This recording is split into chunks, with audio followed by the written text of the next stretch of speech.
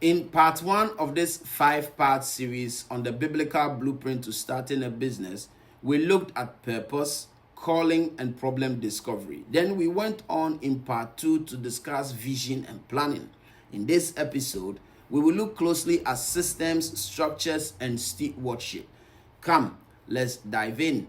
If I were starting a business today, this is something I would understand very, very early. God doesn't multiply chaos. He multiplies order. And this single truth explains why many ideas fail, even when the idea itself was great from the beginning. Because God does not bless disorder, He blesses stewardship. Order comes before abundance. The Bible opens in Genesis 1 with something most people overlook. Before God ever filled the earth, He formed it. Light was separated from darkness. Land was separated from water. Time was divided into seasons. Structure came before increase. This matters because many entrepreneurs want God to fill what they have not yet formed.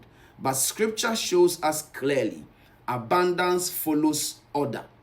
1 Corinthians 14:33 says, "For God is not a God of confusion, but of peace." Confusion is not spiritual. Chaos is not faith. Disorder is not humility. If your business is confusing, it is not godly. It is unfinished. Systems thinking is biblical thinking.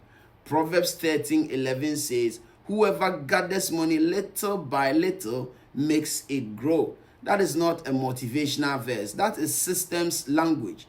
Little by little means repeatability, consistency, process. Growth is not accidental. It is designed. This is why biblical business is not grind culture. It is stewardship.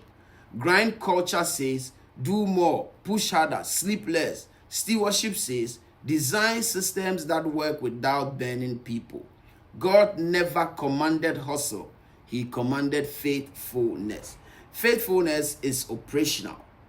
Jesus said in Luke 16:10, "Whoever is faithful in little things will also be faithful in much."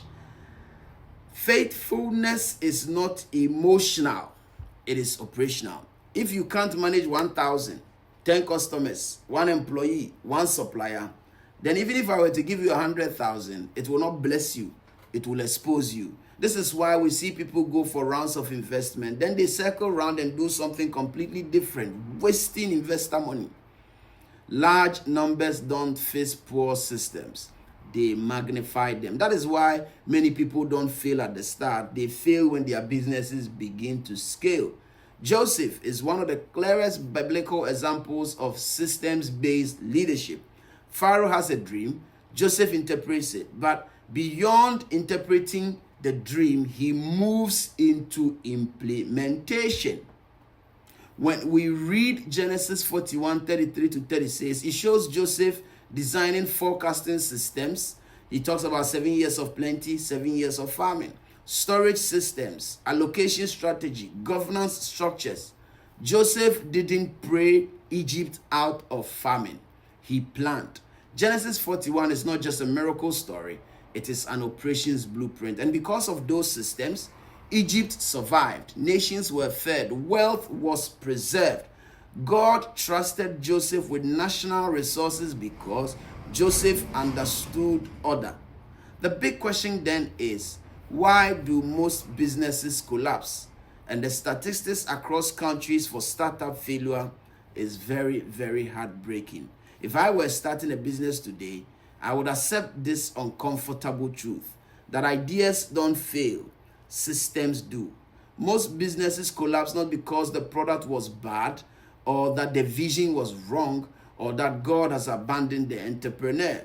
They collapse because everything depended on one person. If the founder stops, everything stops. That is not leadership. You have to realize that you either systemize or you stagnate. If I were starting today, I would be intentional about systemizing 4 core areas of the business.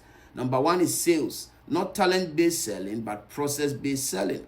Amos 8:5 warns against dishonest skills, which reminds us that God cares how transactions happen. Sales should be ethical, repeatable, and measurable. I will systemize cash flow, not just revenue, visibility. Jesus said in Luke 14:28 to count the cost. If you don't know what's coming in, what's going out, what's left, you are not stewarding, you are doing guesswork. Yes, guesswork. I will systemize the customer experience, not charisma, but consistency. Colossians 3:23 says, whatever you do, work at it with all your heart as working for the Lord. Every interaction is spiritual. Systems protect excellence even when our energies are low. I will systemize decision making, not emotion, principles. Proverbs 4:26 says, give careful thought to the paths of your feet. Decisions should follow frameworks, not moods. One of my friends always sacks someone when he is upset. He will just look at his accountant and scream and say, hey, you, go home. Then he comes back the following day and begins to ask, where is the accountant?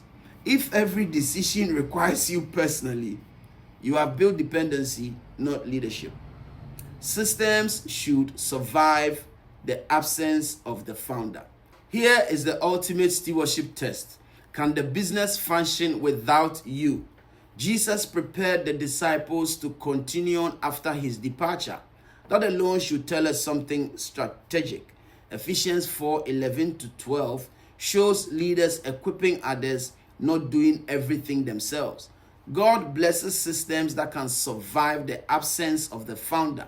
Sustainability is a sign of wisdom, and wisdom is the application of knowledge. So if I were starting out today, I would ask, how well can this function without me? Because God does not multiply chaos, he multiplies order. In part 4, we will move into money, growth, and restraint, and understand why not every growth is godly. And as usual, if this has boosted your resolve to start that business, you don't want to miss the next episode.